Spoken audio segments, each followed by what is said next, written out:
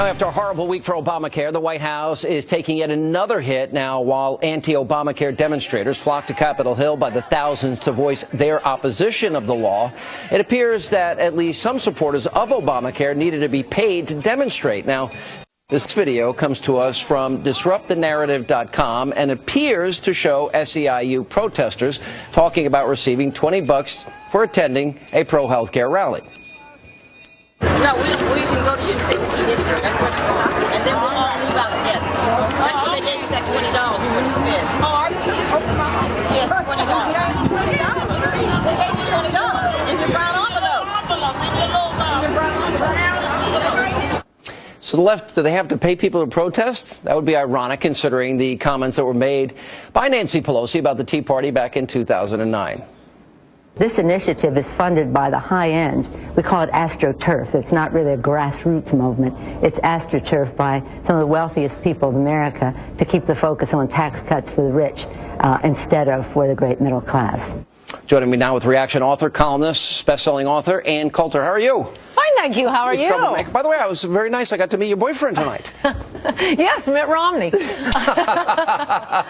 Well, you got to be happy. And look, he hasn't sewn it up. He's got some more primaries to go. But you have been a supporter from the very beginning. Are you happy? Yeah, he's going to make a great president. And I'm not as confident as many others are that the Supreme Court is going to overturn Obamacare, though they might want to think about it since they're all getting old and they're going to need medical care. I think that helps us.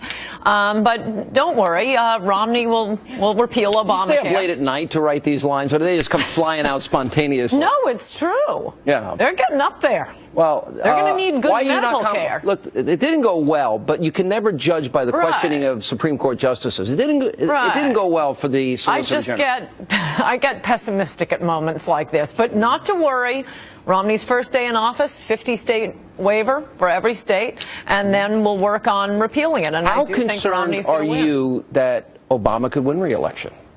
I don't think so. I mean, the tape you just showed, that's what they're counting on, as described in my book. They gin up these mob movements. I'm kind of surprised that you need to pay liberals to protest because they just naturally form into angry mobs. But this is an old Axelrod technique. Usually it's just a free T-shirt and a box lunch.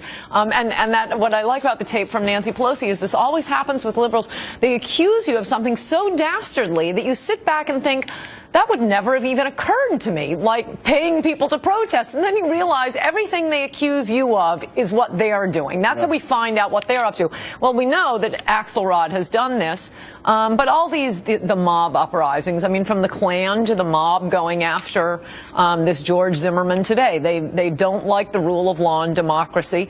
They want angry mobs because it doesn't give them time to think. Do you think that the president, look, he can't run on his record, but he is going to say Republicans want dirty air and water and granny over the cliff, and as I was bringing up with Congressman Ryan, do you think with $1 billion behind that, or whatever amount of money they're able to raise, and they're not raising as much as people thought, but I assume they're going to raise a lot of money. Do you think that'll be effective? Republicans want dirty air and water, and they don't care about old people or kids with Down syndrome and autism. Right. And today's New York Times editorial that Ryan is pushing for tax cuts for the rich. Does that work? Spending on the poor. How much are we spending on the poor? We've probably spent, $20 trillion on the poor. If that program hasn't worked, then it's not designed to work. But you got 49% of Americans, they don't pay taxes, Ann. Right. So is that a voting constituency? What people have to understand is it's never income tax. It's never rich versus poor. It's government versus people who are not working for the government. All these programs for the poor are not to help the poor. They are to help the people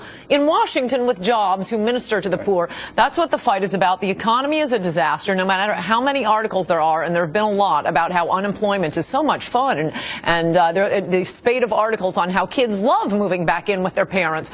I mean, the media can only do so much to cover up the disaster. Who would you like to see if in fact, for whoever gets the nomination, let's put the question that way, who would you like to be as VP? Oh, I'm glad you asked. Chris Christie. Oh, good grief. You are. I do. I think it'll be great. You stole his, quote, Obama's breathalyzer inhaler. You stole it. And I recommended it to Did you Romney return it? after telling him that he owes me, although I want something else from President Romney now. What would you like? Well, assuming Obamacare is not overturned, I want to be HHS Secretary. I'm working on my mandates.